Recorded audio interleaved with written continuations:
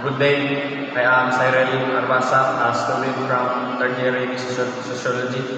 This is SK106. I am a dedicated and adaptable individual with a strong interest in sociology.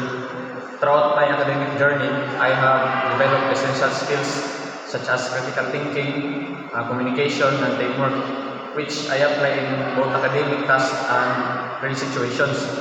I have participated in community cleanup drives and school-related activities where I work with others to complete tasks efficiently and support common goals.